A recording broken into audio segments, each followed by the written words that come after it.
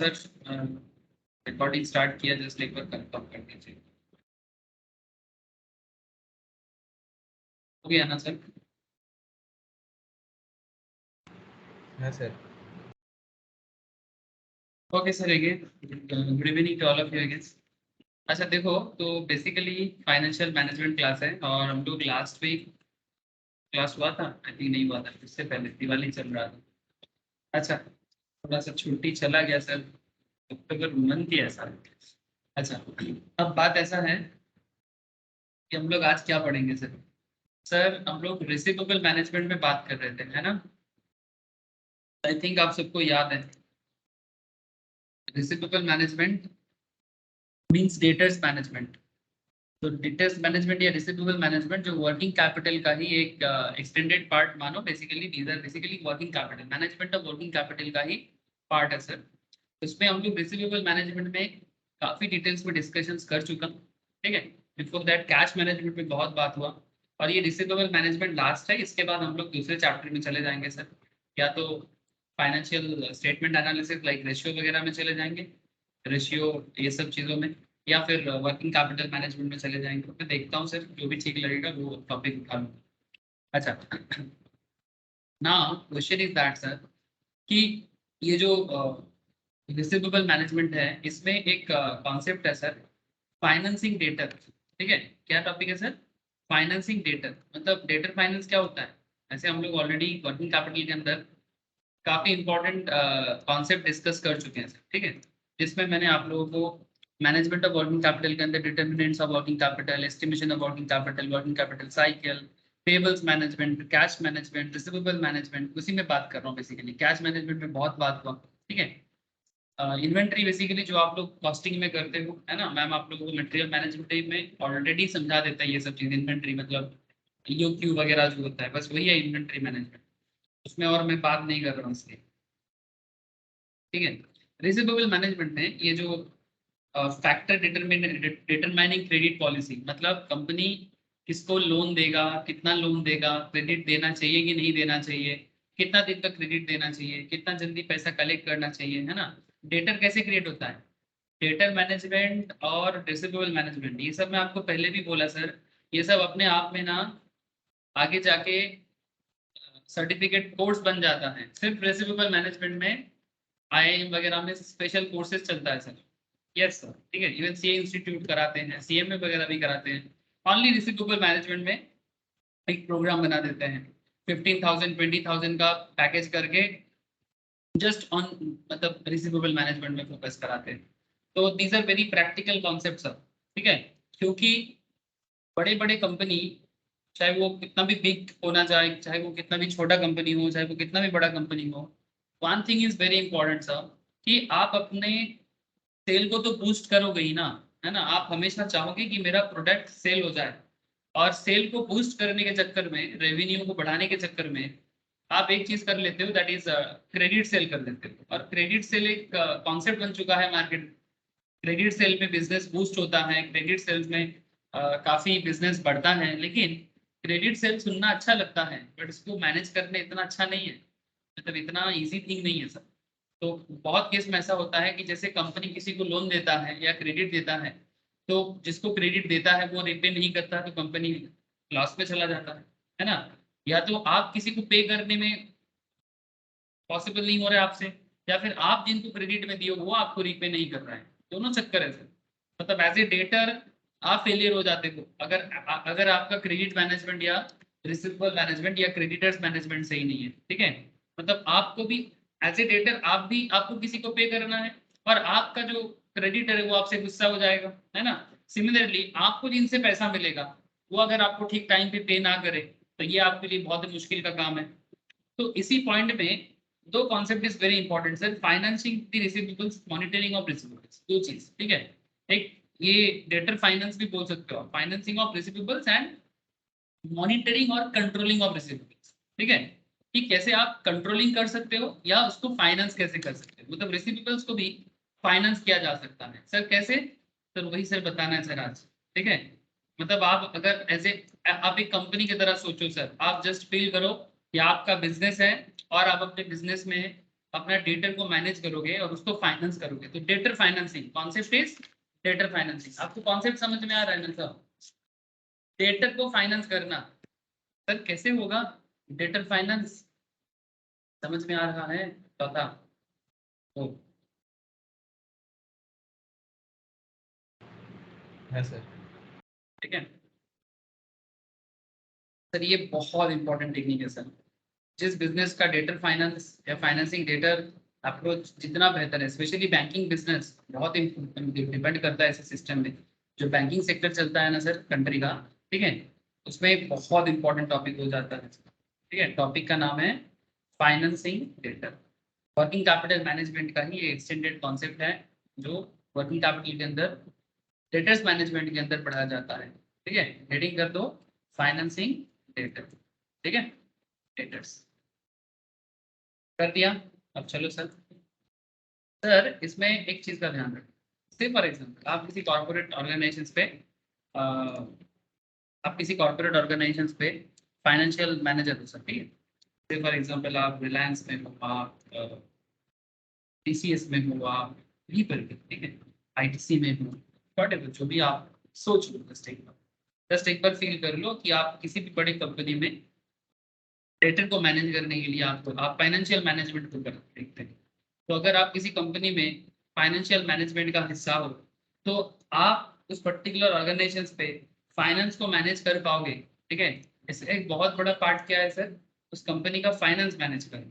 और finance manage करने में एक बहुत बड़ा पार्ट होता है उस बिजनेस का डेटर को मैनेज करना। Debtor means current assets. ये जो टोटल रिसीवेबल्स दिख रहा है ना, ये, ठीक है, जो कंपनी का मार्केट में सेल हो चुका है, ठीक है, बट अभी तक आया नहीं है, आने वाला है। ठीक है, टोटल रिसीवेबल्स, रिसीव नहीं हुआ, रिसीव होगा। Point to be noted sir.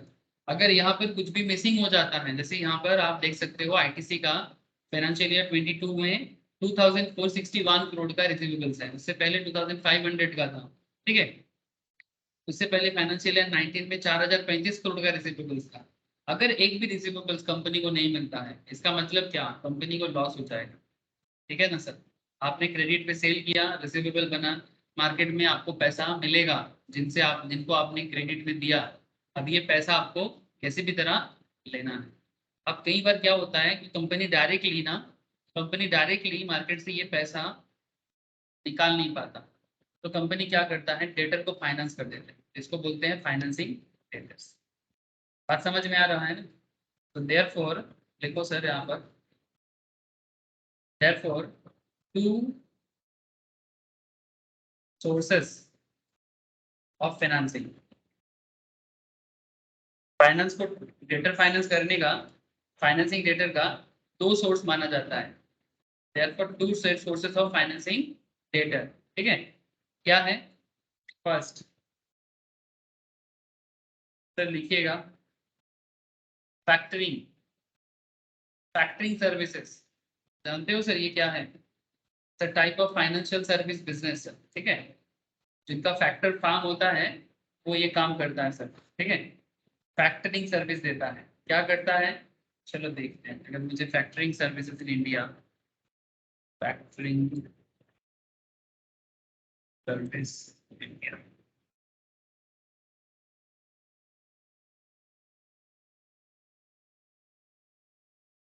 Just एक एग्जांपल के लिए मैं आपको दे रहा हूँ। ये लोग फैक्टरिंग का काम करता है। Shriram Transport Finance, Pin Cap, जुरॉन, ठीक है, bills discounting, Finovate Capital, Canopy, मिडफिट, मिडफी, इंस्टा कैपिटल, इंडिया फैक्टरिंग। ठीक है, बहुत सारे हैं सर। ठीक है, प्राइवेट लेवल में काम करते हैं ज्यादातर केस में। ठीक है, Vinod Kothari, growth of factoring service in India, Vinod Kothari consultants, देख रहे हो सर? बहुत मिलेगा आपको। ठीक है, तो ये क्या करता है सर? करता क्या है? hassle free factoring service, eliminate delays in cash flow. क्या बोल रहे हैं सर? हाँ, कि आपका कैश फ्लो में देरी ना हो।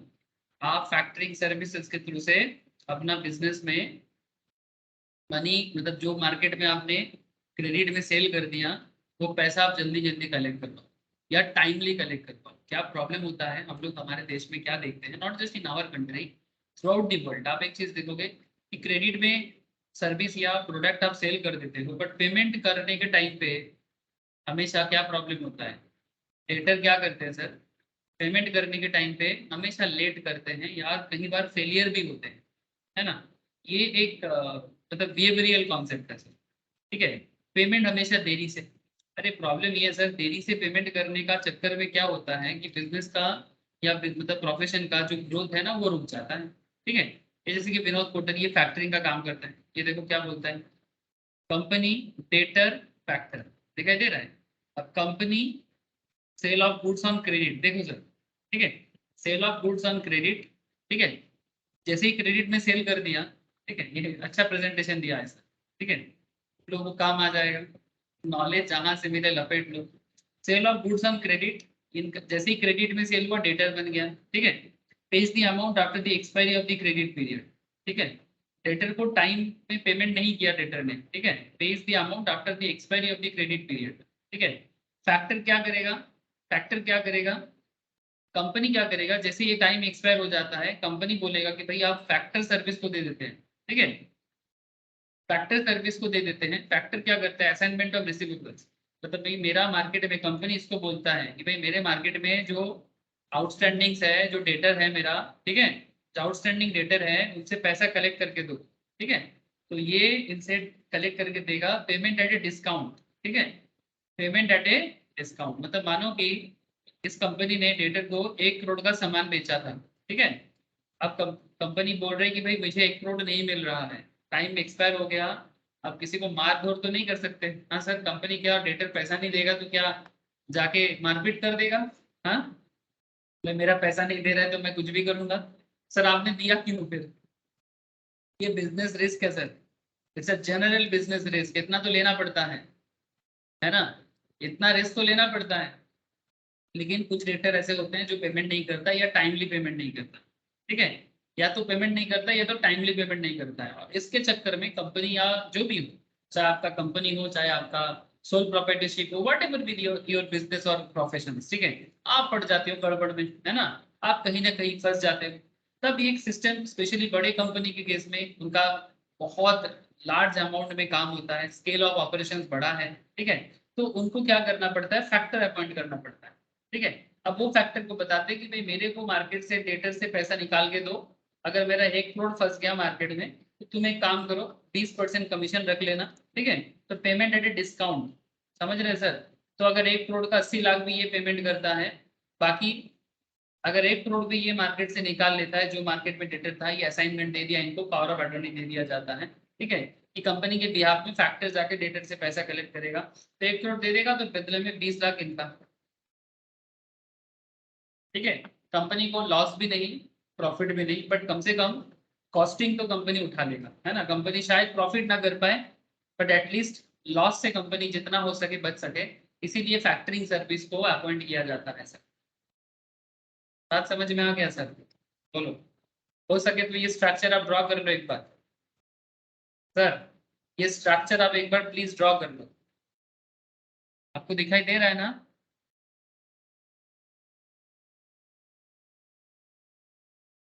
कृति, सभी को पूछ रहा हूँ था, दिख रहा है ना, लिख लिया, इस तरह से ड्रॉ कर लो एक बार। जी सर। ओके सर, हो जाने से बता देना।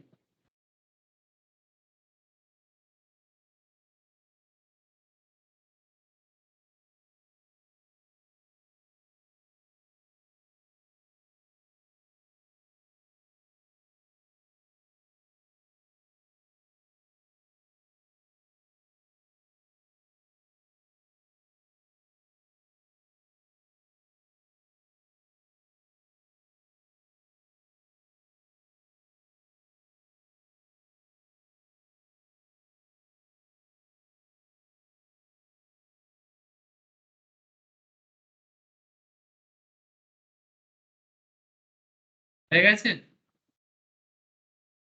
लिख लिया सर, बोलो, ये हाँ सर।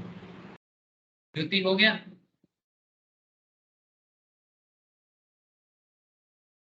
तो मैं इसको हटा दूंगा फिर स्क्रीन से। नील ज्योति, आवाज नहीं आ रहा है सर। डन ना, आई थिंक डन। ठीक है, तो exactly this is how factoring done in India. तो बेसिकली ये फैक्टरिंग वॉल्यूम यूरोपियन मार्केट्स में बहुत अच्छा चलता है सर। ठीक है, यूरोपियन मार्केट में इसका अच्छा खासा वॉल्यूम है। ठीक है, इंटरनेशनल लेवल में ग्लोबल सिनेरियो वाइज देखा जाए तो वर्ल्ड में फैक्टरिंग सर्विस का जो बिजनेस चलता है इसमें देखा जाए तो यूरोप में चाइना में बहुत ज़्यादा फैक्टरिंग वॉल्यूम्स है। हांगकांग में, इंडिया में काफ़ी लो है सर, इसीलिए बहुत लोगों को पता नहीं है कि ये फैक्टरिंग वॉल्यूम्स क्या है। मतलब इंडिया में अगर आप देखोगे तो फैक्टरिंग वॉल्यूम्स कितना है सर, लेस देन मिलियन है सर ये। ठीक है, मतलब इन मिलियंस में अगर देखा जाए तो 50 मिलियन से भी कम है आई थिंक। ठीक है, 5 लाख मिलियन है क्या, कितना है sir, 50 lakh. 50 lakh factoring volumes in million rupees. ठीक है, 50 लाख मिलियन रुपीज इंडिया में काफी लो है सर। चाइना में बहुत हाई है, जापान में, हांगकांग में, मलेशिया में, सिंगापुर में। স্যার লবি থেকে ওয়েট করছে মনে হয়। ईद का इशू है, इनको तो मैं एक्सेप्ट क्यों किया, नेटवर्क इशू है शायद।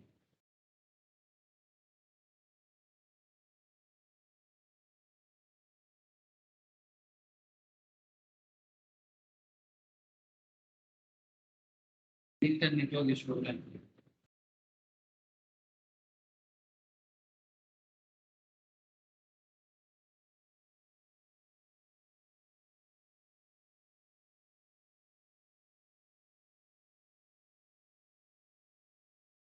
ठीक है सर, मैं को ट्राई करते रहता हूँ। ठीक है, लेकिन चलो हम लोग कंटिन्यू करते हैं। तो टीम के साथ एक्सेप्ट नहीं हो पा रहा है, मतलब एडमिटिंग ही दिखा रहा है इसमें। कभी कभी ऐसा हो जाता है। Okay,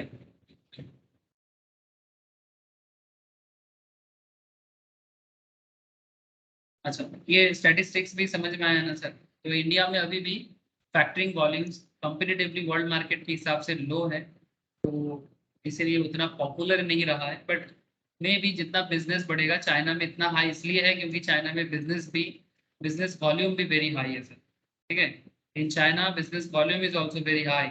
so may be that is one of the reason कि चाइना में इतना ज़्यादा हमें देखने को मिल रहा है सर। ठीक है, तो ठीक है सर, कोई बात नहीं। चलो, अभी आपको कुछ पॉइंट लिखना पड़ेगा तो लिख लो सर। इतना तो क्लियर हो गया सर, फैक्टरिंग सर्विसेज क्या है, इतना तो क्लियर है। एक सेकंड में थोड़ा नील को बोल देता हूँ कि नेटवर्क इशू मे बी।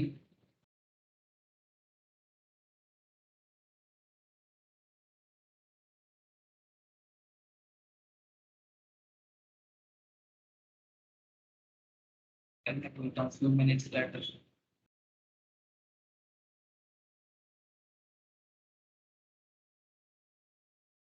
तो चलो सर लिखते हैं यहाँ पर।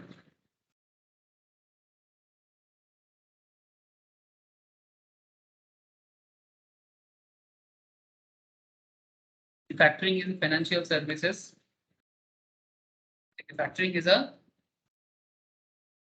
Is a financial services. ठीक है, लिखिए सर फैक्टरिंग क्या है। अच्छा, और एक चीज लिखना भूल गया मैंने, प्लेजिंग भी होता है सर। ठीक है, फैक्टरिंग सर्विस जैसे होता है सर, प्लेज भी होता है। अब प्लेज क्या है, वेट कर जाओ, बता देंगे। ठीक है, तो पहले हेडिंग कर लो फैक्टरिंग।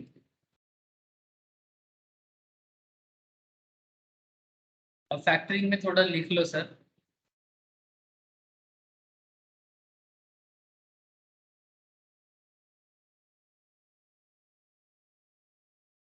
पता नहीं नील एक्सेप्ट ही नहीं हो पा रहा है।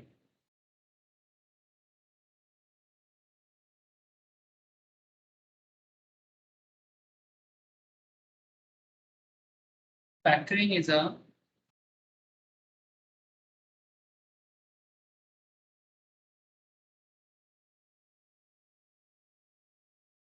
देखिए sir factoring is a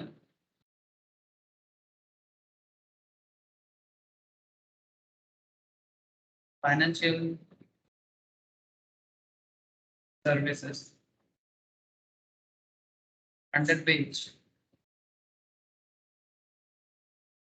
under which the receivables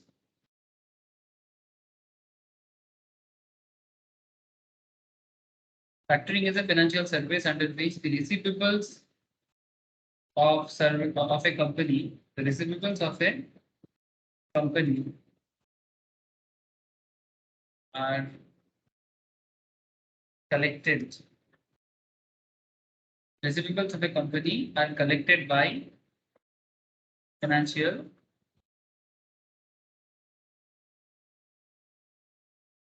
intermediaries. ठीक है, तो जो कोई भी कंपनी इसका काम करता है इनको इंटरमीडियरी बोलते हैं, ठीक है, फाइनेंशियल इंटरमीडियरीज कहते हैं जो फैक्टरिंग का काम करता है, called factor. Financial intermediaries are called factors. तो करना क्या पड़ता है सर?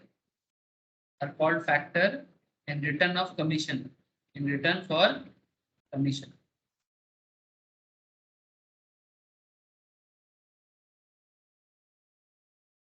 कमीशन के बदले ये लोग ये काम करते हैं सर, ठीक है, बदले में फैक्टर को कमीशन दिया जाता है, ठीक है, और वो डिस्काउंट पेमेंट काम को कर देता है, कंपनी को कर देता है.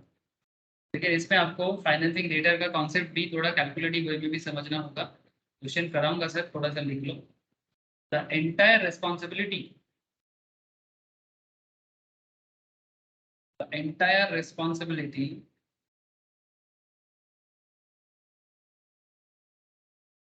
of maintaining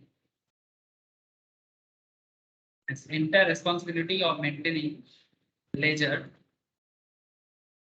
account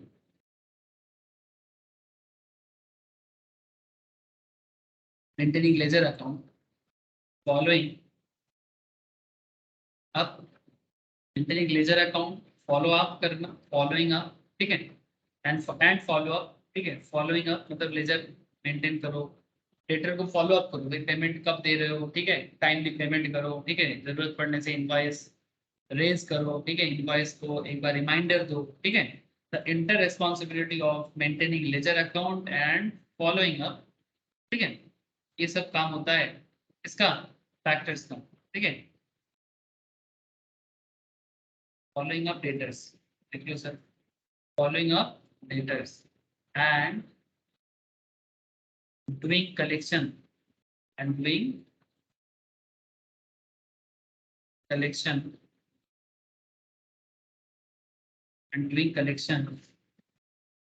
is carried out and doing collection is carried out by the factor, carried out by the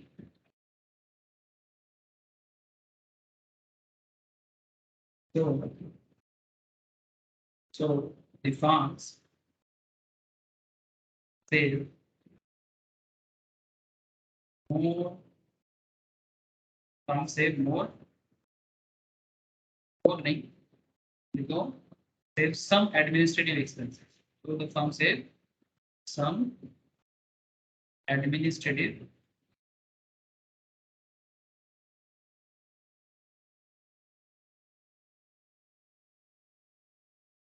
ठीक है. In case of non-recourse, मैं समझाता हूँ क्या होता है. Non-recourse factoring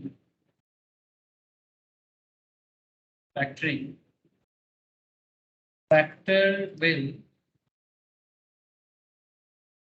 bear the bad debt.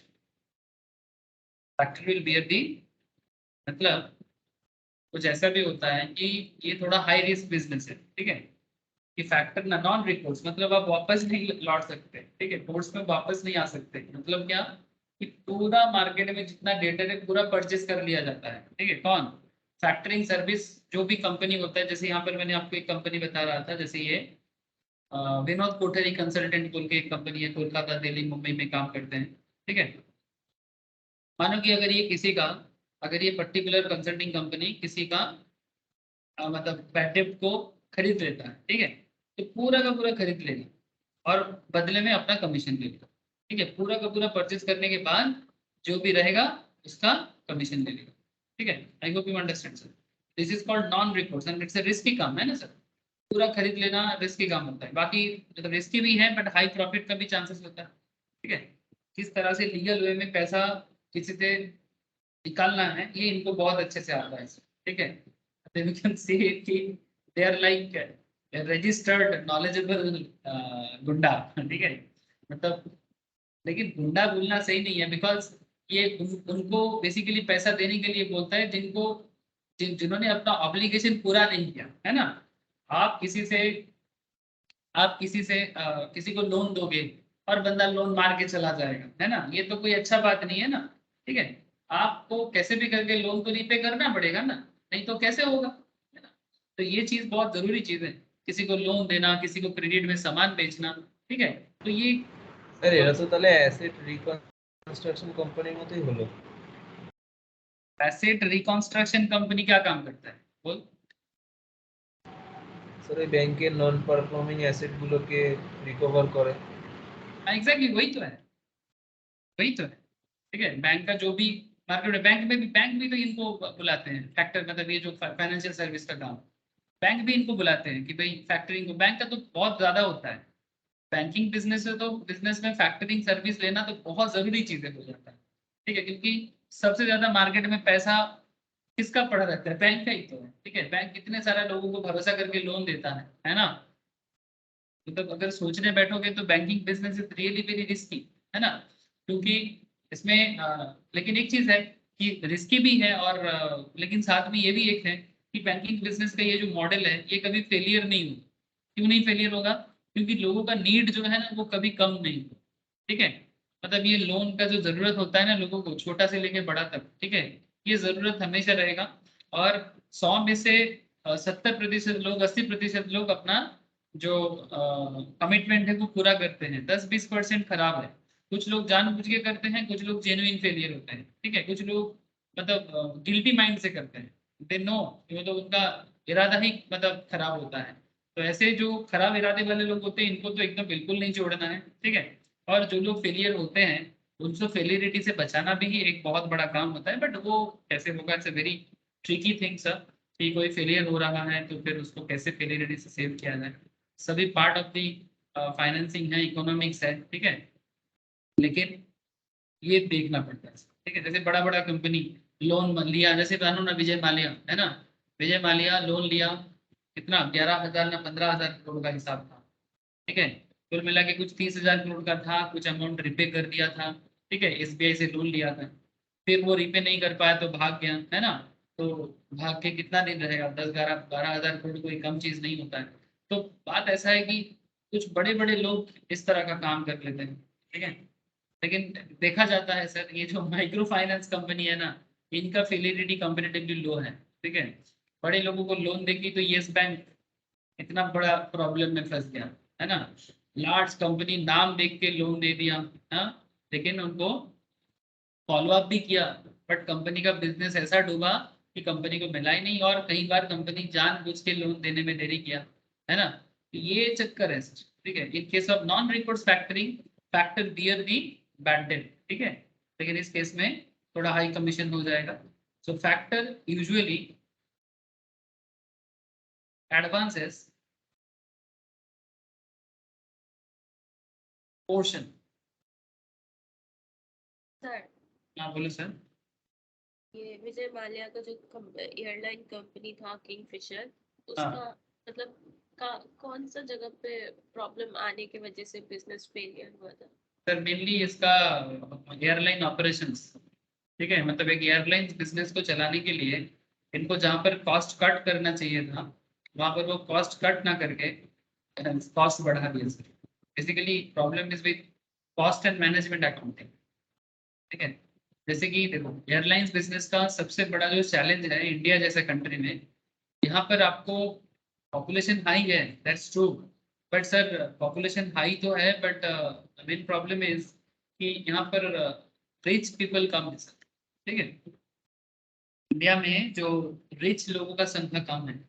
और विजय माल्या अपने एयरलाइंस में, मैंने कभी किंगफिशर कभी नहीं चढ़ा सर, बट मैंने जितना केस स्टडीज किया या सुना इसके बारे में, जितना देखा या एक्सपीरियंस भी इन लोगों से सुना कि इनका इकोनॉमी क्लास भी बिजनेस क्लास की तरह था।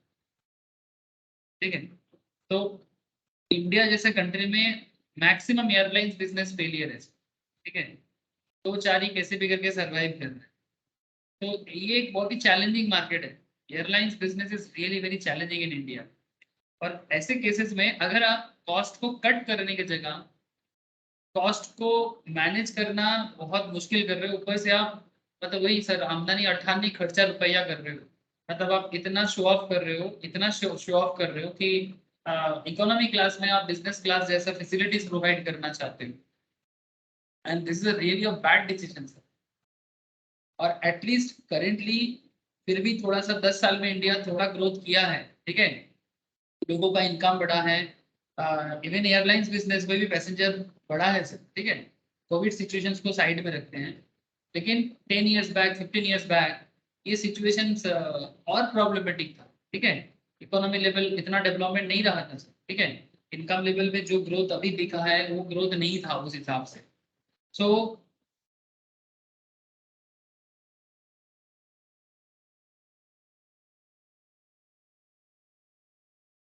अभी बात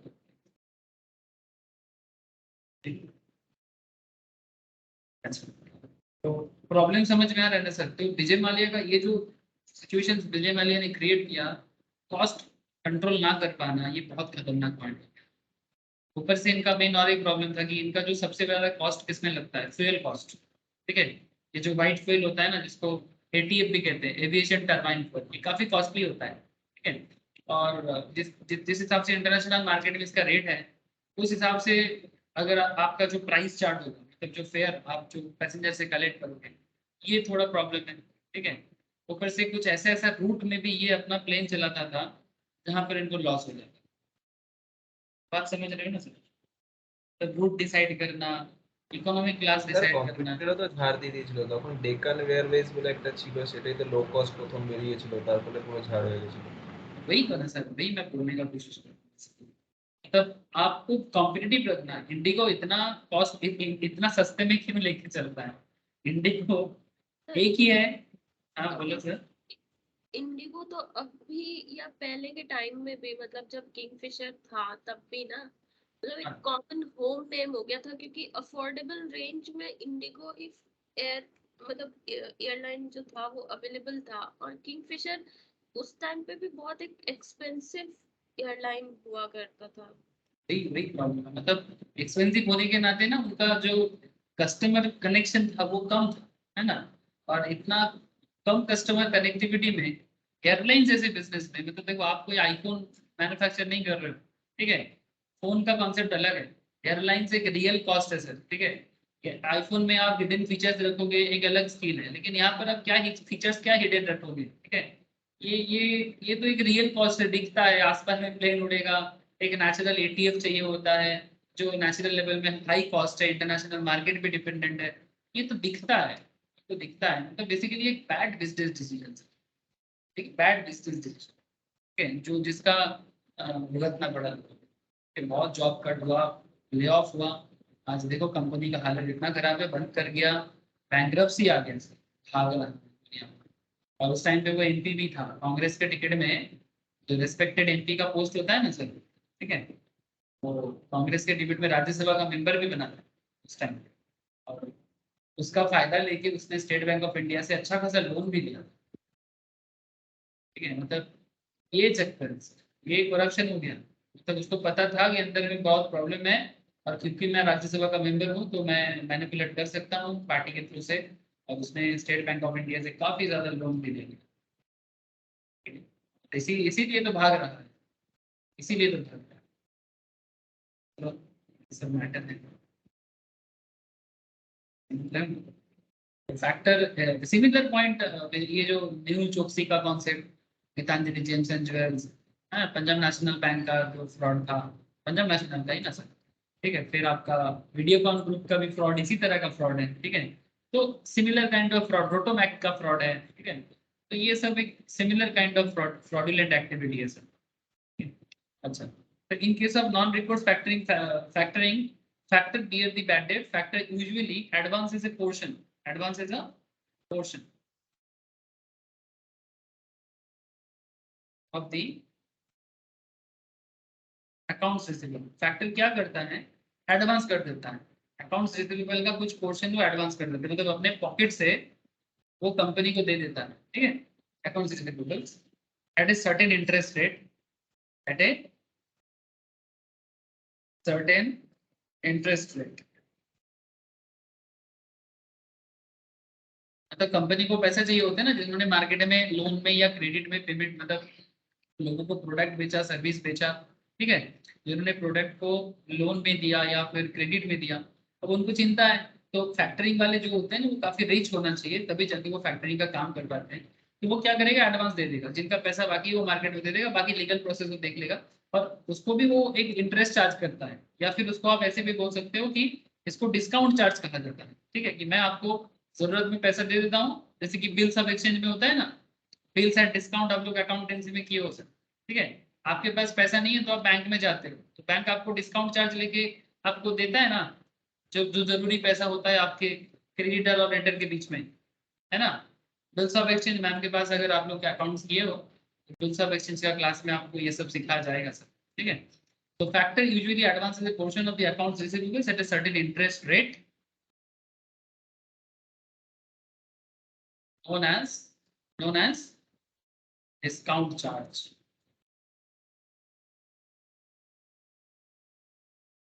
A portion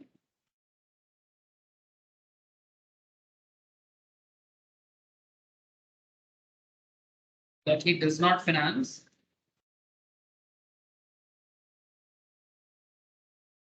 portion that he does not finance, तो जिस पोर्शंस को वो नहीं देता एडवांस में, ठीक है, इंटरेस्ट के साथ, as is known as factor reserve. ठीक है, इसको फैक्टर रिजर्व कहते हैं.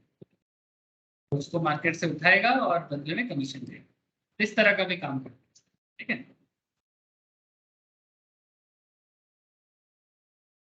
देखिएगा, there are two types of questions or some there are two types of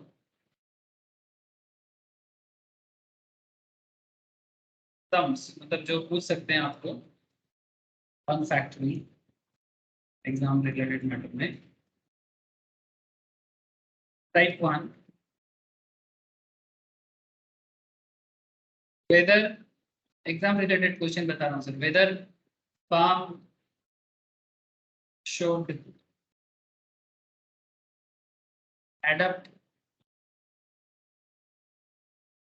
factoring service.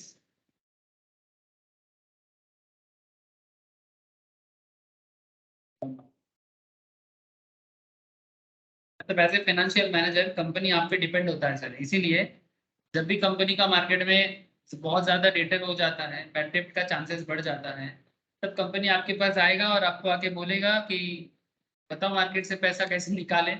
ठीक है, तब आप फैक्टरिंग फार्म के बारे में सोचोगे. लेकिन फैक्टरिंग फार्म का जो फीस है, जो कमीशन है, ठीक है, जो चार्जेस हैं, क्या ये बियर कंपनी कर पाएगा? ठीक है, अगर ये जस्टिफाइबल है कॉस्टिंग करना पड़ेगा. ठीक है, कॉस्टिंग करना पड़ेगा. कॉस्टिंग करके जस्टिफाइबिलिटी चेक करना है, तभी जाके आप डिसीजन दे सकते हो. ठीक है, एंड टाइप 2 क्वेश्चन क्या हो सकता है? Calculation of annualise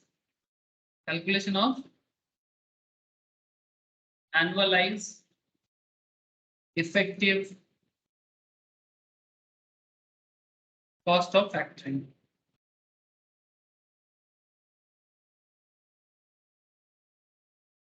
calculation of annualise effective cost of factoring. ठीक है, तो एक काम करते हैं सर, चलो एटलीस्ट इस क्वेश्चन करने का कोशिश करते हैं हम लोग. Let's try.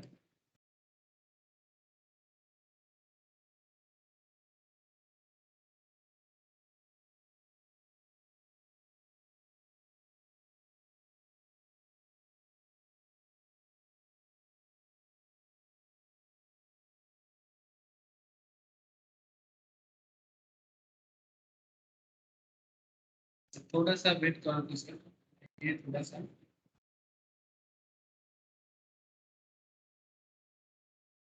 ऑटो कर लेता हूँ। होल्ड सर ना,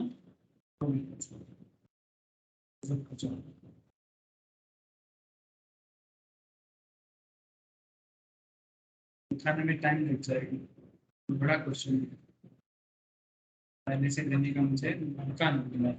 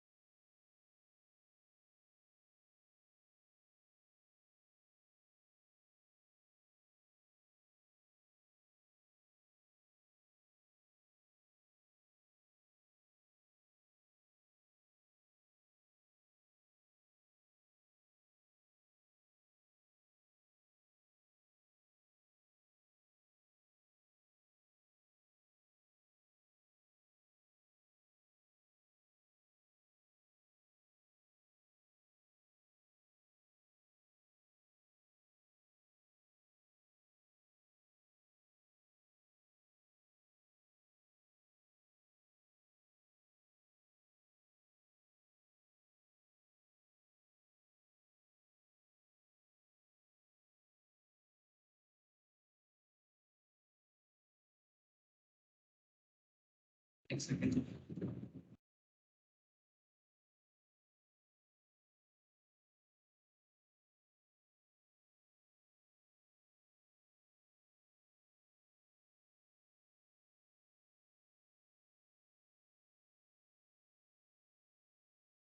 एक रियल क्वेश्चन करने से आइडिया क्लियर हो जाएगा कि ये फैक्टरिंग सर्विस क्या है, कैसे देखना है। ठीक है,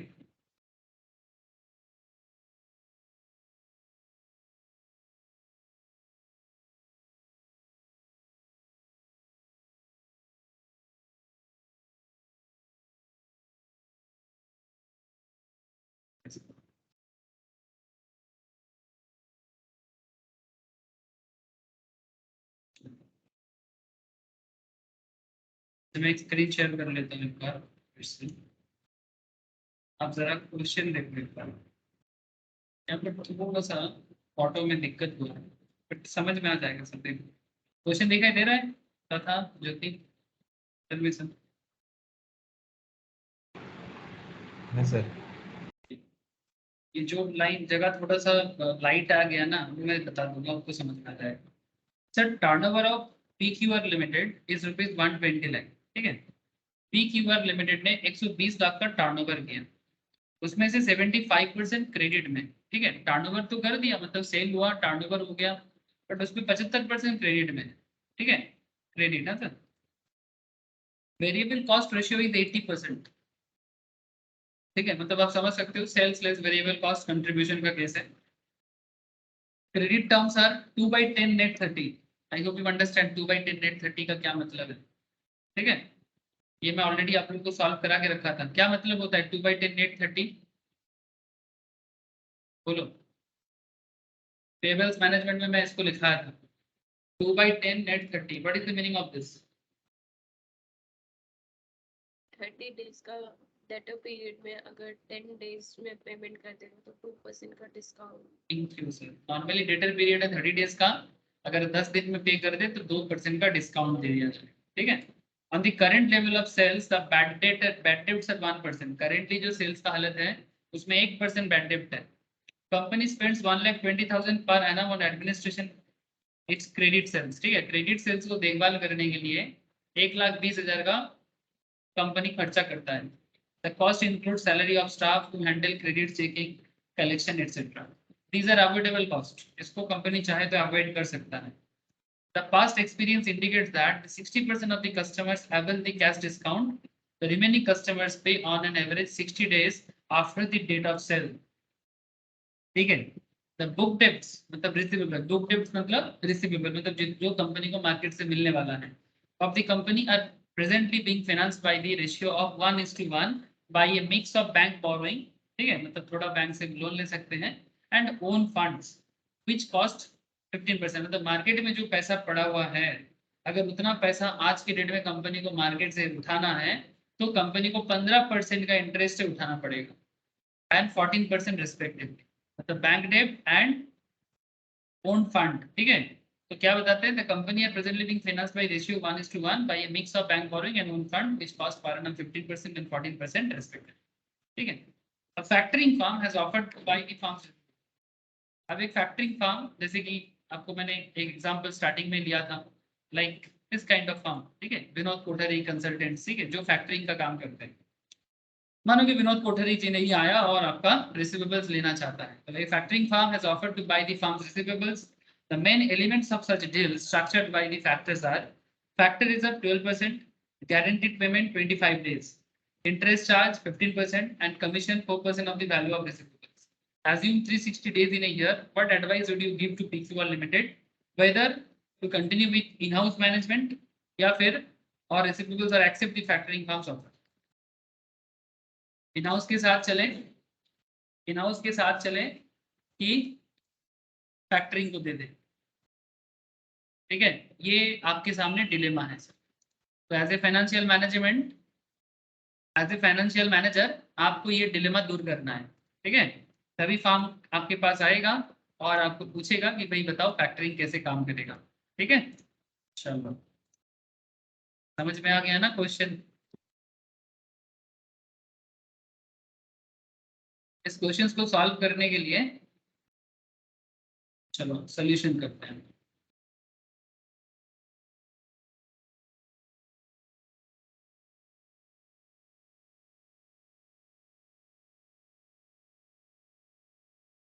सर पॉइंट नंबर 8, ये क्वेश्चन नंबर 19 बोल के है, ठीक है, मैंने सही लिख लिया। Point number 8, savings in bad debts. पहला बात ये है कि बैड डेट में कितना सेव होगा, ये बता दो सर। मतलब अगर फैक्टरिंग को दिया जाए तो बैड डेट नहीं होगा, है ना, क्योंकि इसका गारंटी ये लोग लेता है और अपना एडवांस भी दे देता है ना। तो क्वेश्चन इज दैट ये कितना बैड डेट सेव कर पाओगे आप बताओ। अगर आप फैक्टर को दे देते हो तो कितना बैड डेट आप बचाओगे? आपके बिजनेस में बैड डेट कितना होता है करंट सेल्स लेवल में? 1%, है ना। आपका टोटल सेल कितना है? 120 लाख टोटल टर्नओवर, उसमें से क्रेडिट कितना है? 75%। तो 120 लाख का 75% कितना होता है पता? बोल।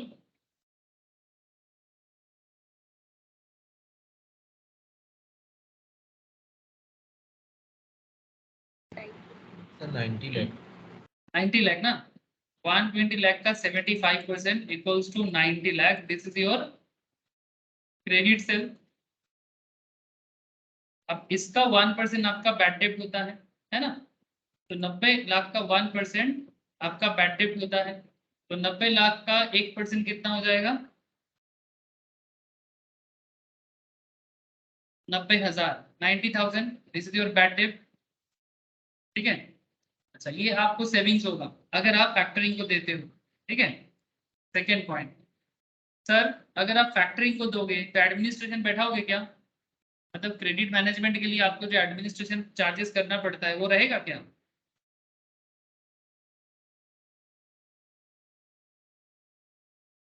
क्योंकि जो काम मतलब एडमिनिस्ट्रेशन करता है वही वो फेलियर है, तभी तो प्रॉब्लम है। तो फैक्टर को देने के लिए, जब आप फैक्टर को दे दोगे तब आपको एडमिनिस्ट्रेशन चार्जेस मेंटेन करने का जरूरत नहीं होना चाहिए। तो सेविंग एडमिनिस्ट्रेशन में आपका कितना खर्चा हो जाता है? 1,20,000 पर एनम, हर साल 1,20,000 का खर्चा हो जाता है आपका एडमिनिस्ट्रेशन के लिए। ये सेव हो सकता है। सेविंग्स इन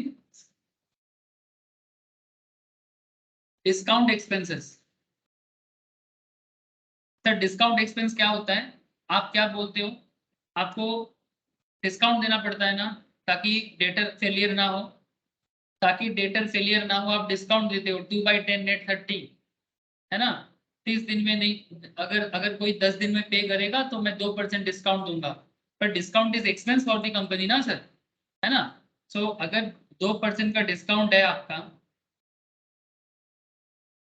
लेकिन ज्यादातर लोग क्या पसंद करता है बोलो तो, the cost include salary of staff to handle credit checking, collection etcetera, these are affordable. The past experience indicate that 60% of the customers avail of the cash discount. ठीक है, ये एक्सपीरियंस देखा गया है कि टोटल कस्टमर में से 60% customer cash discount लेता है।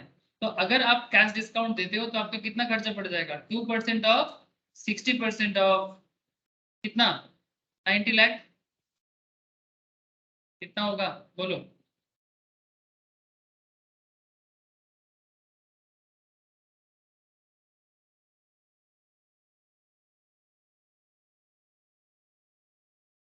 Two percent of 60% of 90 lakh कितना हो जाएगा सर?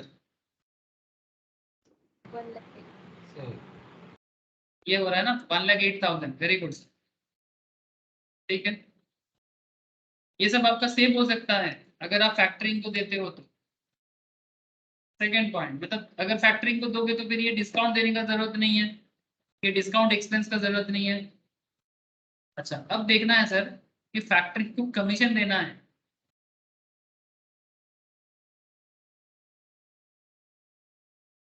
फैक्टरिंग कमीशन कितना है सर? 4% है commission. 4% of the value of receivables, 4% of 90 lakh. तो ये आपका फैक्टरिंग का कमीशन है 3,60,000 का। ठीक है, ये एक हिसाब आ गया। जरूरी चीजें, जो इंपॉर्टेंट चीजें हैं ये सब हम लोग एक बार देख ले रहे हैं। अच्छा, और क्या हो सकता है? There is another important part sir. Sir change in, इसको बोलेंगे पॉइंट नंबर ई देखिए, change in funding cost. Now what is change in funding cost?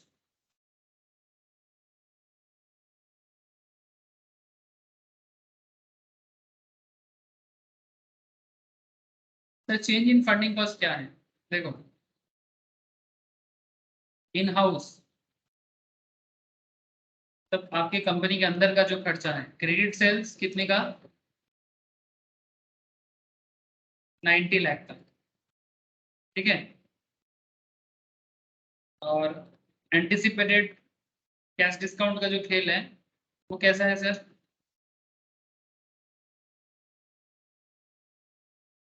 तो मैं कहना ये चाहता हूँ कि आप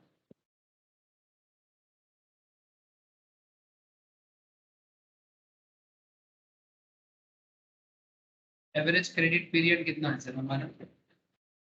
एवरेज क्रेडिट पीरियड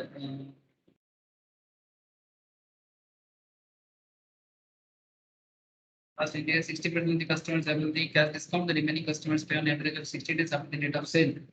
ठीक है, the book debts of the company are presently being financed by the ratio of 1:1।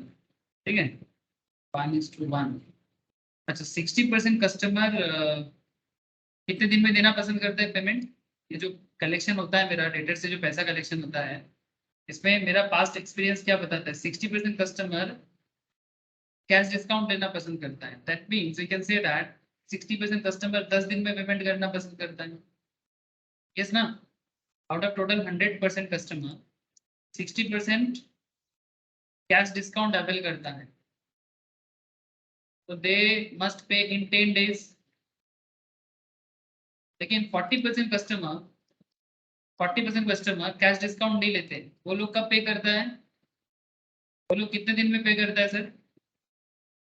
60 days में। 60 डेज लेटर, है ना?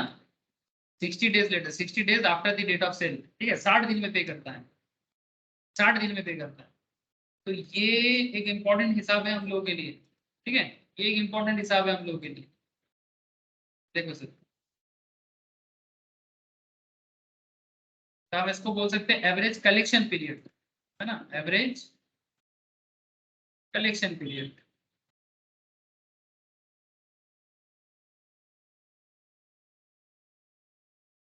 वैसे बोलेंगे तो सही रहेगा ना, 0.6 इंटू 10, मतलब 60% पे करता है 10 दिन में और 40% पे करता है 60 दिन में। कितना हो जाएगा सर?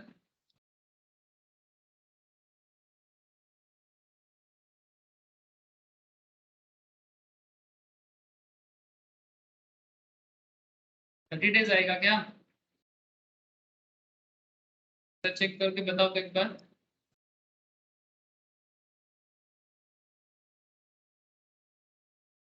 हेलो, क्या ये 30 डेज आ रहा है ना? सर डेटर्स का क्या होगा? 90 लाख इंटू 30/360 है ना? तो कितना का डेटर हो जाएगा? 90 लाख का टोटल है। 30 एक मंथ के हिसाब से 30 डिवाइडेड बाई 360 करेंगे तो 7.5 लाख का डेटर। रेट ऑफ फंडिंग क्या है? रेट ऑफ फंडिंग क्या है सर?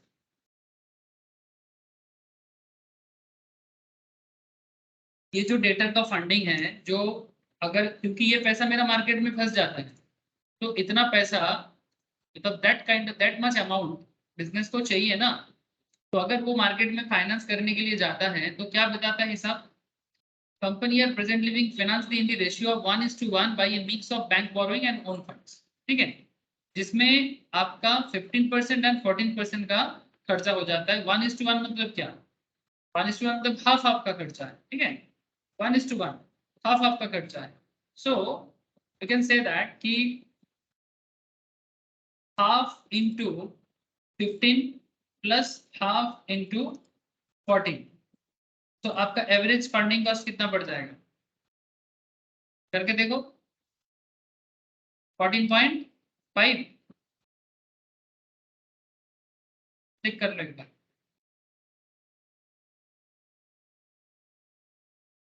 देखो कॉस्ट ऑफ फंडिंग कितना हो जाएगा?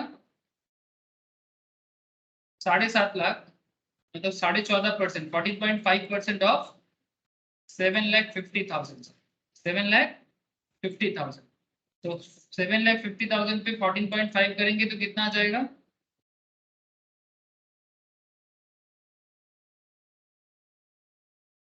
तो इतना पैसा अगर आपको मार्केट से रेज करना है तो आपको इतना खर्चा पड़ सकता है। कितना कॉस्ट पड़ जाएगा cost of funding?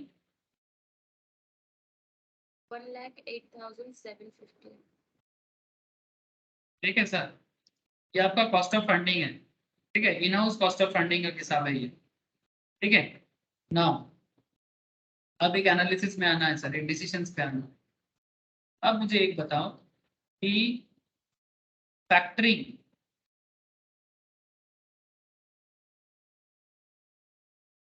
Credit sale कितना? 90 लाख। ठीक है, कलेक्शन पीरियड कितना फैक्टरिंग का? सेकंड अगेन, कितने दिन में पेमेंट करेगा सर? 25 डेज है ना? तो फैक्टर आपको बताता है कि 25 दिन में पेमेंट करेगा। तो कलेक्शन पीरियड इज 25 डेज। तो फैक्टरिंग का कलेक्शन पीरियड है 25 दिन, तो फिर डेटर का क्या होगा?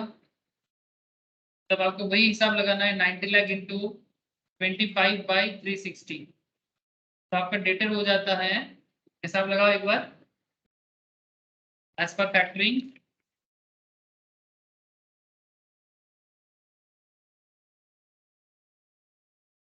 6,25,000। 1,25,000। Thank you sir. अभी आप एक चीज देखो, 12% आपका तो रिजर्व है। सो 88%, 12% आपका क्या है? फैक्टर रिजर्व, जिसका फाइनेंस नहीं होगा। तो 88% इज बीइंग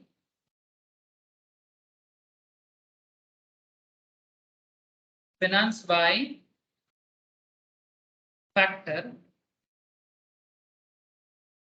at 15%। ये रेट है। Where the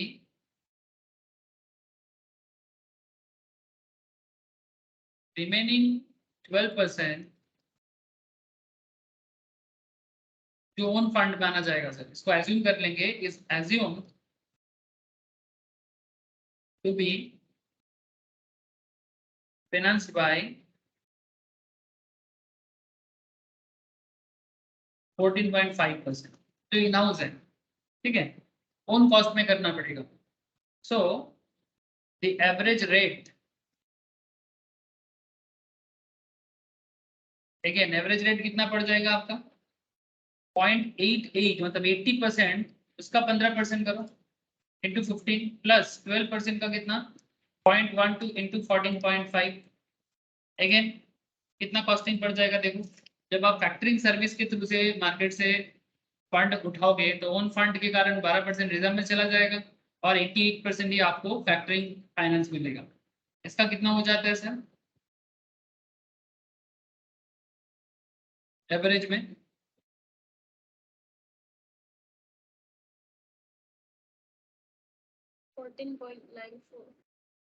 thank you sir. ठीक है, तो अगेन आप कॉस्ट ऑफ फंडिंग करो।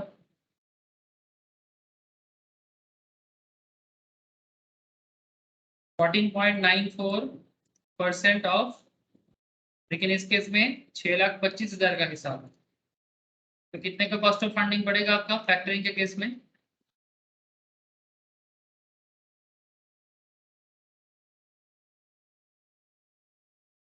₹6,25,000 का 14.94%।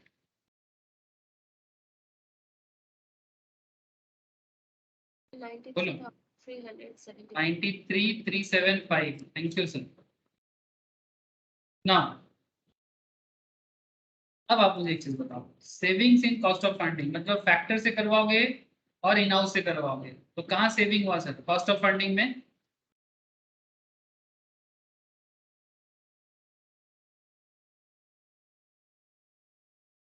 Savings in cost of funding किसका ज्यादा है? इसका 1,08,750 है और इसका 93,375 है, तो 1,08,750 माइनस कर दो 93,375, कितना पड़ जाता है सर? कितना सेविंग किया आपने? 15,375। लेकिन ये तो रहा फंडिंग कॉस्ट का, कॉस्ट ऑफ फंडिंग का फैक्टरिंग से आपको ज्यादा सुविधा मिल रहा है। बट देयरफॉर और एक इंपॉर्टेंट पॉइंट आ गया ना सर, इंक्रीमेंटल बेनिफिट कितना है आपका?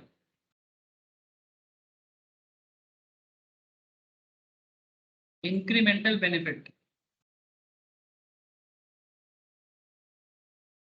ये कैसे निकालोगे? हम लोग ABCD करके बहुत पॉइंट निकाले थे सर।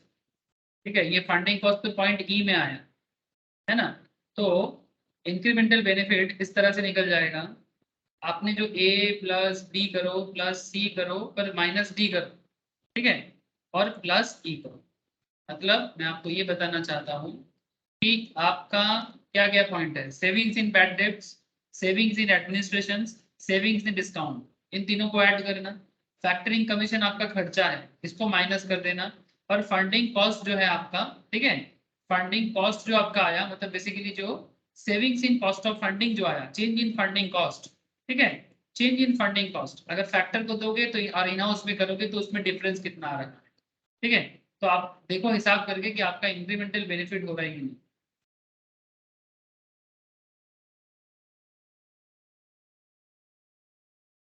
पुट करो। ए में कितना अमाउंट है सर आपका? बैड डेब्ट था, बैड डेब्ट सेविंग हो सकता है 90,000 का, एडमिनिस्ट्रेशन 1,20,000 का, डिस्काउंट एक्सपेंसेस आपका 1,08,000 का, और आपका कमीशन जा रहा है आपका 3,60,000 का, माइनस कर दो और इसके साथ ऐड कर दो आपका funding change in funding cost that is 15,375। Tell me sir positive value की नेगेटिव वैल्यू?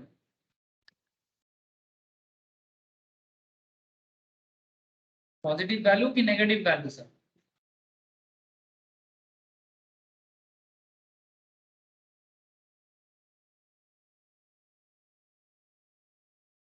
सर बोलो पॉजिटिव वैल्यू की नेगेटिव वैल्यू? नेगेटिव। कितना? 26,625। इंक्रीमेंटल कुछ बेनिफिट नहीं है आपको, मतलब आपका कोई भी बेनिफिट नहीं है अगर आप फैक्टरिंग सर्विस लेते हो, उल्टा आपका लॉस है। इंक्रीमेंटल बेनिफिट लॉस है, तो बोलो फैक्टर एडवाइस करोगे फर्म को, कंपनी को एडवाइस करोगे? फैक्टरिंग इज एडवाइजेबल कि not advisable? Not advisable. Not advisable.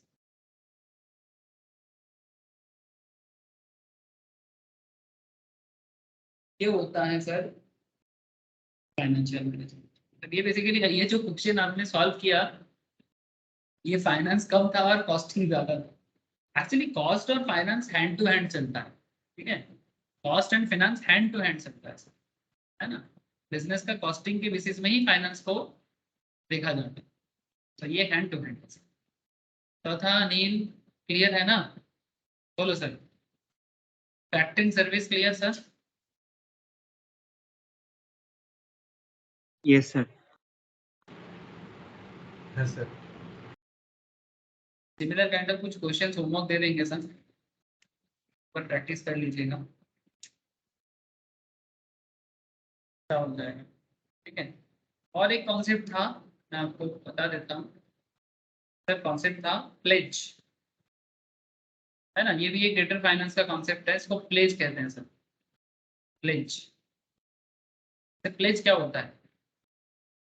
आप अपना चीज किसी और के नाम पे लिख दो। सर लिखो sir, it is a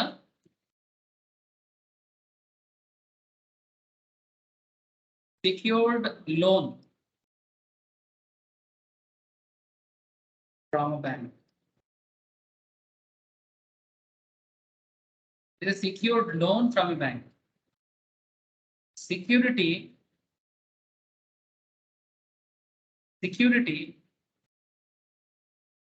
being a pledge of debtors. Security being a pledge of debtors. In other words,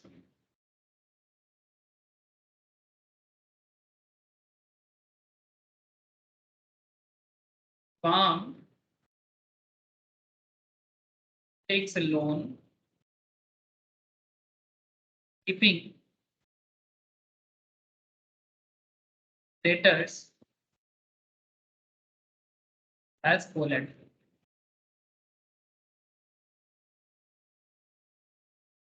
ये क्या होता है? Bank enjoys a right of lien. Bank right of लियन enjoy करता है, ठीक है। राइट ऑफ लियन क्या होता है? That is retention. रिटेंशन, लियन मतलब रिटेंशन करने का पावर आ जाता है। बहुत सिंपल कॉन्सेप्ट है। So if the firm is unable to repay the loan, bank has the right. Bank has the right to retain the debtor. Retaining the debtor.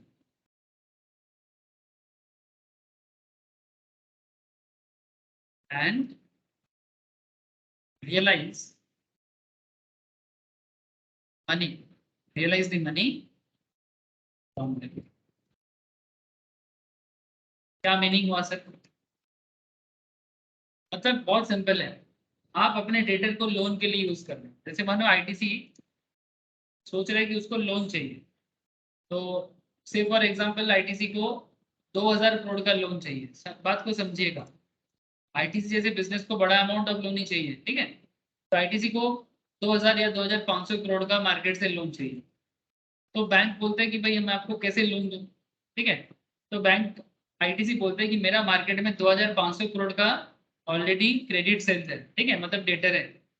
आप इसके basis में मेरे को लोन दे दो। अगर मैं आपको लोन रिपे ना कर पाऊं तो बैंक क्या करेगा? जो डेटर का पैसा है, जब भी आईटीसी को वो मिलेगा, वो एक्चुअली आईटीसी को नहीं मिलेगा, वो डायरेक्टली बैंक के खाते में चलेगा। This is a pledge. Debtor को प्लेज कर देना। बैंक का जरूरत, कंपनी को जरूरत था, वो लोन ले लिया। बैंक क्या कर रहा है? आपको लोन दे रहा है, लेकिन जब बाद में आपको कलेक्शन होगा, वो कलेक्शंस पे आपका हक नहीं आएगा। You don't have a right in your debtors The right belongs to line, and that is called lien. That is called lien. Clear sir? ये भी एक ग्रेटर फाइनेंस का कॉन्सेप्ट है, इसको प्लेज बोलते हैं। तथा ज्योति बोलो सर, क्लियर ना?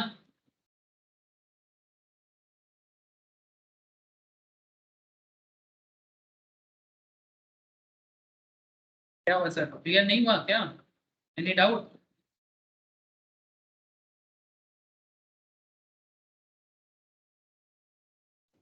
आवाज नहीं है। And there is a last एक concept है monitoring of receivables. Again, monitoring of receivables.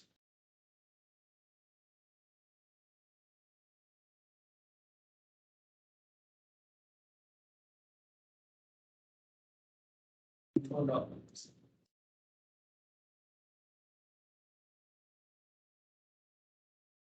तो कैसे करोगे मॉनिटरिंग और controlling?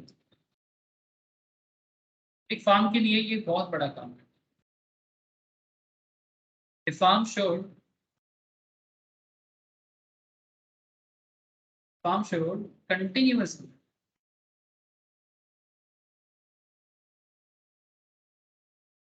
continuously monitor and control its receivables so that bad debt and cost of funding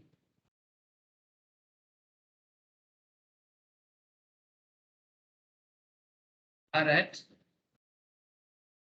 low levels.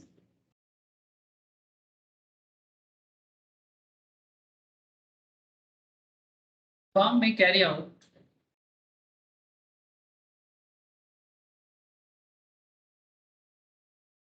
time series analysis,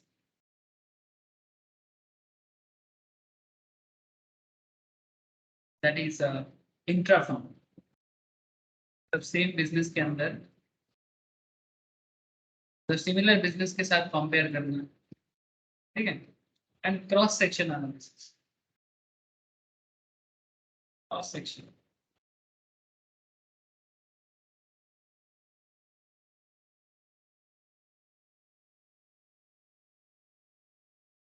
intra form मतलब एक ही business के अलग अलग branch के अंदर कंपेयर करना, और क्रॉस सेक्शन मतलब सिमिलर बिजनेस बट अलग कंपनी, ठीक है? इनके अंदर एक एनालिसिस करना कि वो अच्छा कैसे कर रहा है, हम उनसे बेहतर कैसे बने, ठीक है? Cross section analysis, that is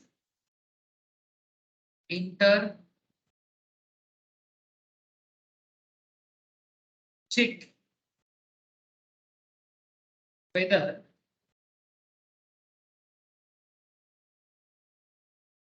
check whether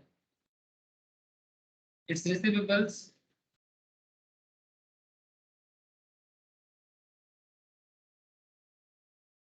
are in control. Okay. Check whether its receivables are in. There are two. लिखना sir.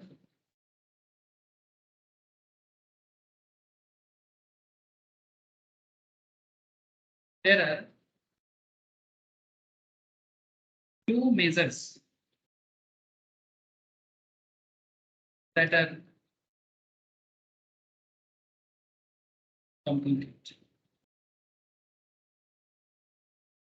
for controlling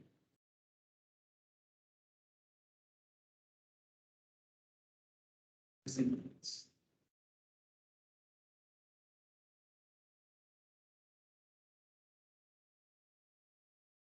Point 1, days sales outstanding, मतलब हर दिन का सेल्स का कितना बाकी है, ठीक है? Days sales outstanding, very important concept है।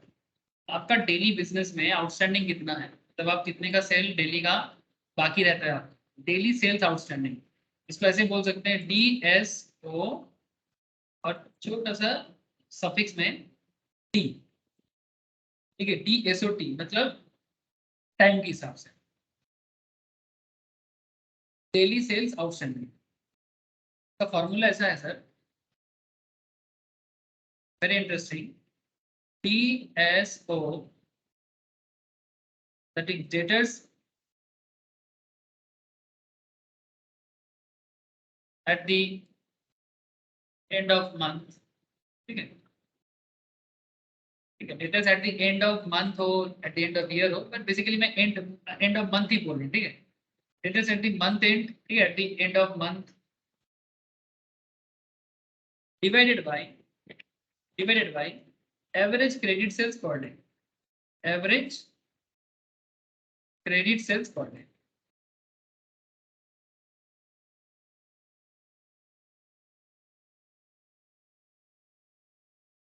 इससे आप DSO निकाल सकते हो, डेटर सेल्स आउटस्टैंडिंग मंथली के बेसिस में आप निकाल सकते हो, ठीक है।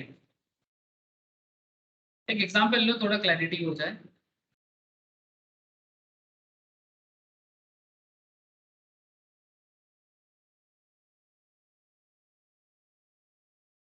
One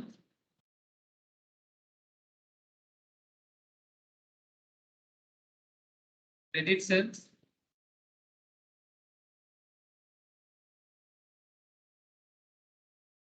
debtors at the end of month,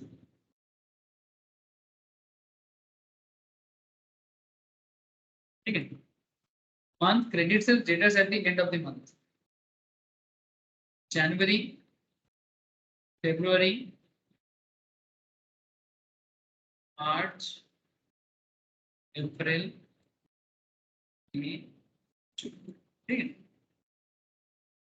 credit sales मानो जनवरी में 220, ठीक है, सब करोड़ में मान लेना, ठीक है, 220। फरवरी में मान लो कि 230, मार्च में 210, अप्रैल में 240, मई में 250 एंड जून में मानो 270, ओके।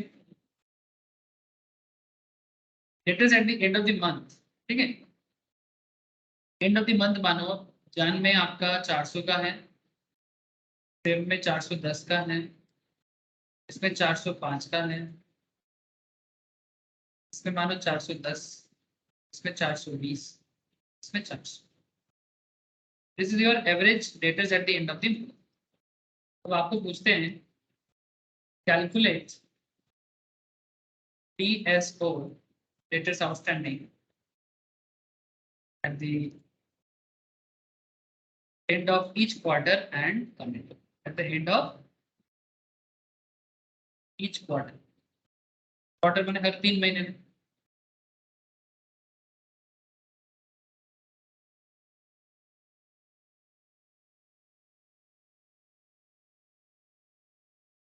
ठीक है सर। ये रहा क्वेश्चन आपके सामने,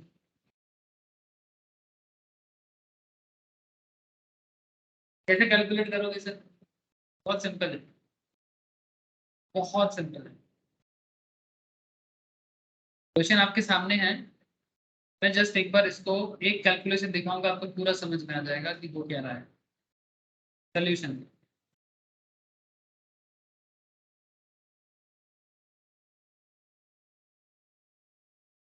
देखना,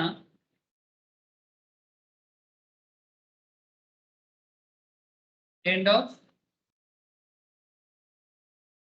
first quarter, sir first quarter कब खत्म होगा? मार्च में ना, एंड ऑफ फर्स्ट क्वार्टर, तब debtors at March and,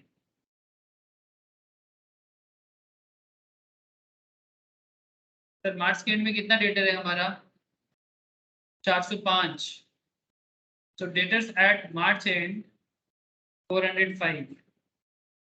Now credit sales कितने का है पर डे का?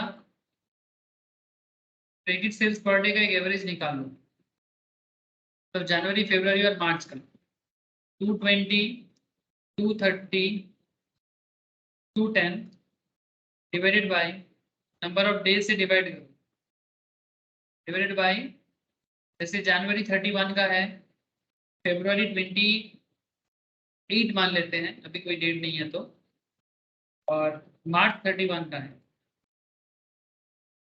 तो debtors at the credit sales per day कितने का हो रहा है सर?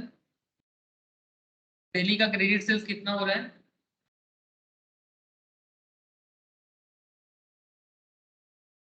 प्लीज बोलो सर।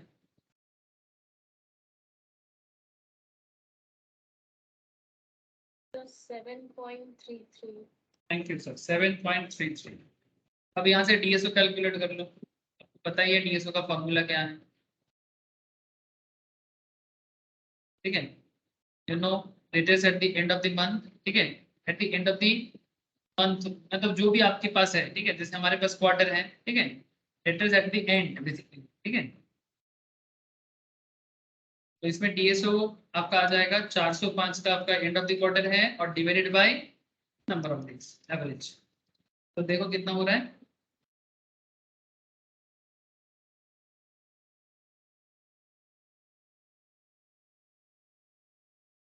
चार सौ पांच बाई 7.33 कितना हो रहा है सर? डेज सेल आउटस्टैंडिंग कितना हो रहा है? 55 पॉइंट समथिंग आएगा, 55.25। 55.25 ये आपका डेज सेल आउटस्टैंडिंग है, ठीक है। अब यहाँ पर आपको, ये तो आपको समझ में आ गया। अब सिमिलरली सेकेंड क्वार्टर, ये तो फर्स्ट क्वार्टर था, end of second quarter, similar fashion में आप इसको निकालो, सेम फैशन में। मतलब डेटर्स जून एंड कितना है सर? देखो जून के एंड पे कितना डेटर है? 400। Again credit sales per day कैसे आएगा? जितना आपका जनवरी फरवरी मार्च हो गया, अप्रैल में जून का, अप्रैल 240, मई 250 और जून 270, ठीक है। अब number of days, April 30 days का है, मई 31 का है, जून 30 का है। बोलो कितना दिन होता है? कितना दिन हो जाएगा? 91। है? 91। नहीं, ऐसा कैसे? डिवाइड करके कितना आ रहा है? Sales per day 240, 250, 270 divided by 30। हाँ सर, 91 कैसे आएगा? तो नंबर ऑफ डेज आया 91। नंबर ऑफ डेज आया 91। मैं ये नहीं पूछ रहा था, डायरेक्टली बोलो ना। सर 8.351। मतलब पर डे का जो सेल्स, ठीक है, क्रेडिट सेल्स पर डे 8.35, ठीक है। अब हमें डीएसओ चाहिए, डेज सेल्स आउटस्टैंडिंग। आपका एंड ऑफ द मंथ में क्रेडिट कितना है, डेटर कितना है? 400। उसको डिवाइड कर दो क्वार्टर के हिसाब से, 8.35 करके देखो, 400 डिवाइडेड बाई 8.35। डीएसओ का फॉर्मूला क्या है? डीएसओ का फॉर्मूला क्या है? डीएसओ का फॉर्मूला बड़ा सिंपल है, debtors at the end divided by average credit sales per day. कितना होगा?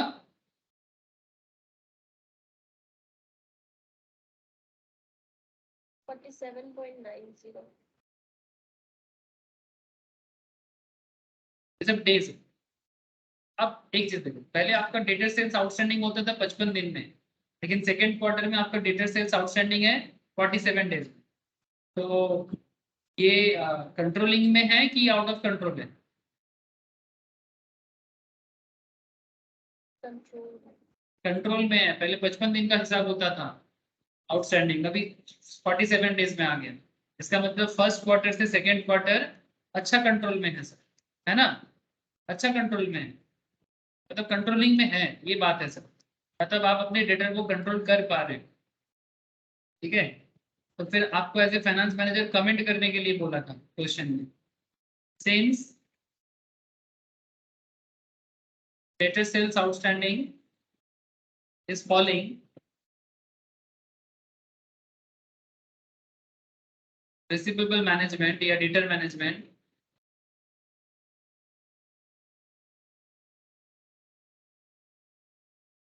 seems to be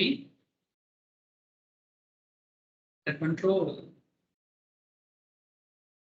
या अंडर कंट्रोल लग रहा है।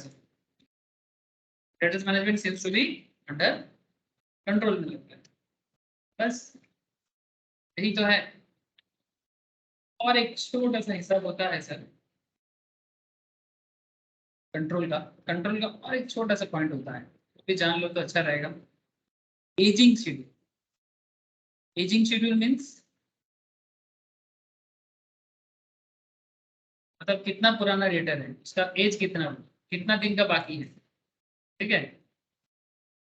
As the name suggest,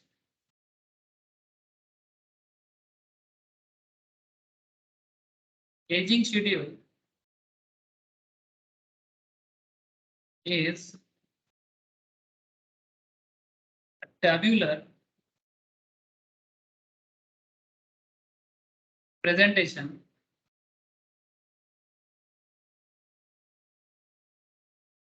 of the age profile of data, ठीक है। डेटा का एज प्रोफाइल चेक करना। एग्जाम्पल, एज मतलब उम्र नहीं रे बाबा, look at the aging schedule of a farmer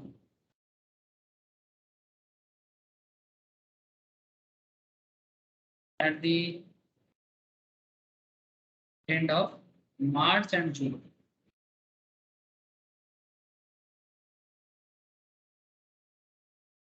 ठीक है, मैं एक ऐसे ही एग्जांपल क्रिएट कर रहा हूँ। एज ब्रैकेट डेटर परसेंटेज, ठीक है। मानो 1 से 30 दिन का एज ब्रैकेट में डेटर है, ठीक है। 1 से 30 डेज का एज ब्रैकेट में डेटर है मानो 300, जो टोटल अमाउंट का 74.07%। 31 से 60 के टाइम पीरियड में डेटर है 80, का percentage is like 19.75% out of 100, ठीक है। और 61 डेज से 90 डेज के अंदर जो डेटर पीरियड है, मतलब जो एज इतना दिन का बाकी है मार्केट में, इसका संख्या है 25 डेटर है, इसका percentage wise 6.17% of the total amount, ठीक है। तो डेटर कितना हो गया 405, ठीक है। Debtor is 405 eight the end of the month, और परसेंटेज वाइज ये हो गया आपका टोटल 100%, जिसमें मैंने आपको परसेंटेज डिस्ट्रीब्यूट कर दिया। ये आपका, ये जो आपको मैंने दिया ये एंड ऑफ मार्च का हिसाब।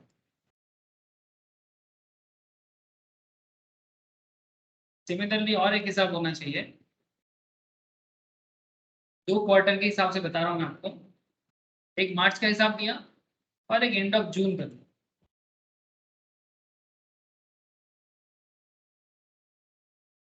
एज ब्रैकेट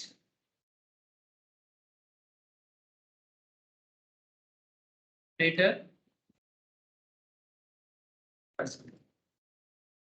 1 से 30 to 80, 31 to 60, 70, 61 से 90, कुल मिला के डेटर बनता है 400।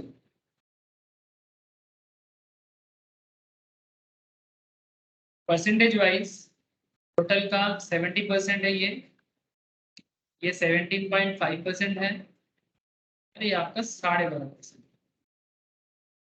ठीक है। अब ये देख के आप अपना कमेंट करो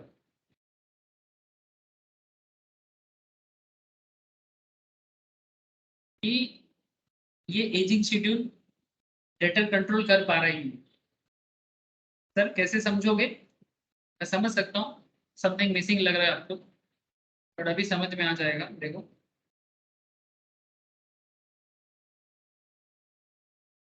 find increasing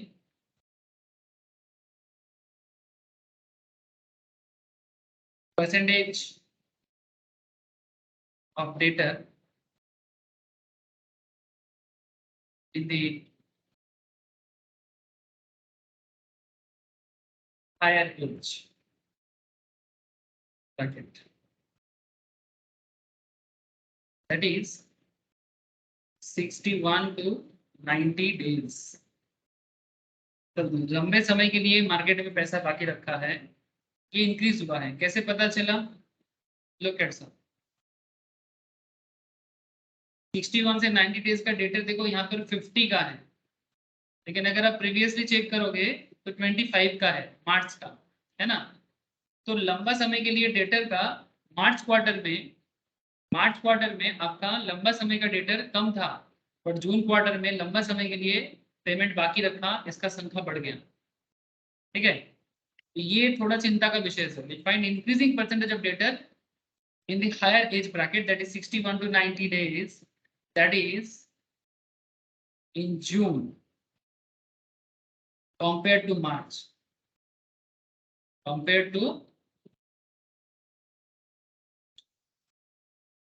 so firms receivable management is worsening।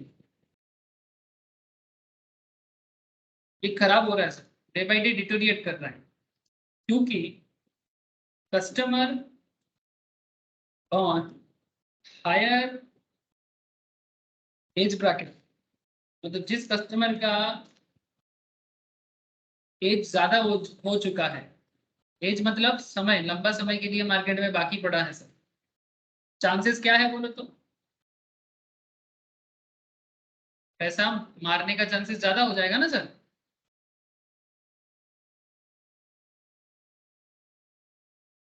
है ना, और more prone to default. Chances क्या है? ज्यादा दिन के लिए मार्केट में पैसा नहीं दिया आपको, इसका मतलब ये हो जाता है कि आपका पैसा नहीं मिलेगा, इसका चांसेस बढ़ जाएगा, और more prone to default and have a high funding cost, high.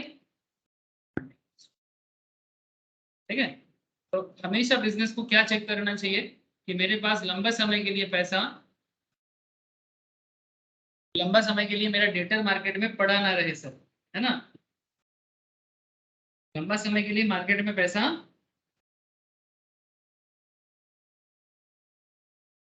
पड़ा ना रहे, क्योंकि अगर ज्यादा दिन के लिए डेटर आपका पैसा नहीं पेमेंट करेगा, अगर ज्यादा दिन के लिए डेटर आपका पैसा पेमेंट नहीं करेगा, तो ये दिक्कत हो जाता है कि आपका बिजनेस में सब प्रॉब्लम बढ़ रहा है, मतलब आपका डेटर्स मैनेजमेंट खराब हो रहा है।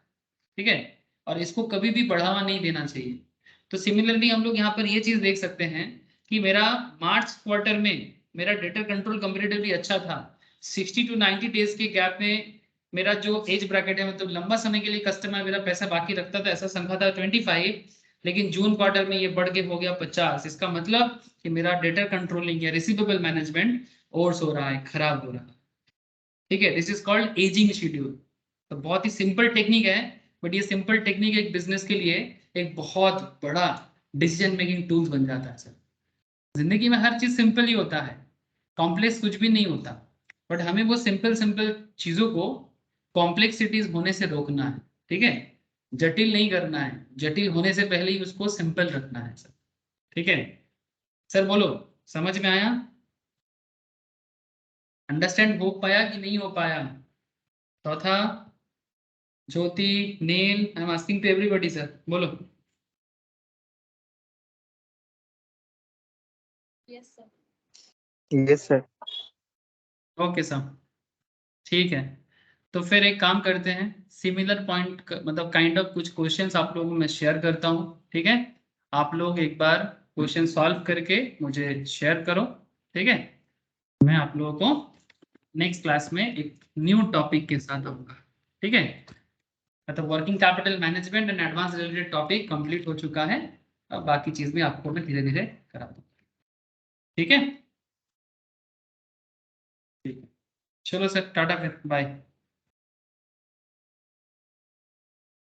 Good night sir. Good night Ramshi sir. Sir.